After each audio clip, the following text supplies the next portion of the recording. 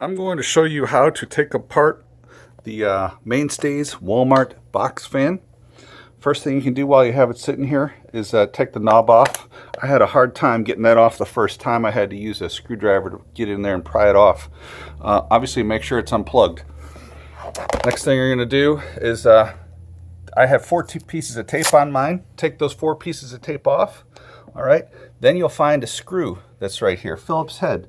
Right there, you're going to take that out. All right, the screw is out with the Phillips screwdriver. Next thing you're going to do is you're going to lift this portion up and it's going to separate right here. And this whole grate's going to slide back just a little bit.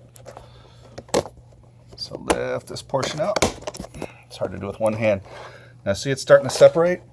Now what's going to happen is you can see where it's going to come apart from the sides here. Where it sticks is at the top. Just to give you reference, that's where I'm at. And I'm going to try and do this with one hand.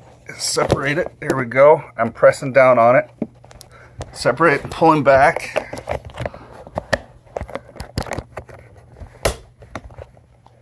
All right. And once you have that, you can start disengaging it from the sides.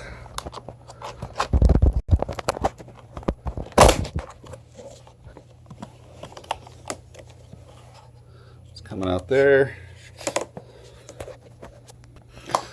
So I have it all apart. It took me a little bit of elbow grease to get that out of there, but it's all out. And now you have all this exposed to clean it. I left the fan on. These edges are going to be what's most dirty. You'll see that. And I just took the brush on the vacuum cleaner, cleaned all that out.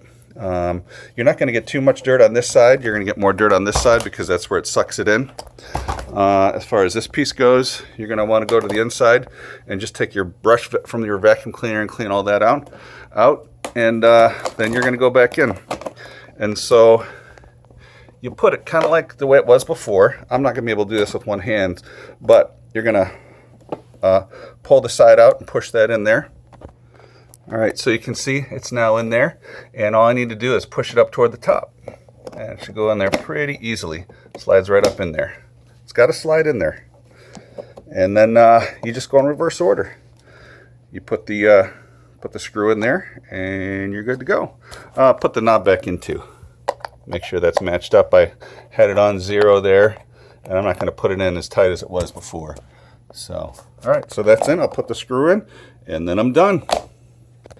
So the screw is back in, but what I did notice is that this wants to, the pieces of tape are on there for a reason.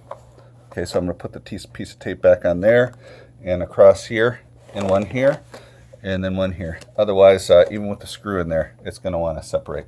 So, all right, thanks.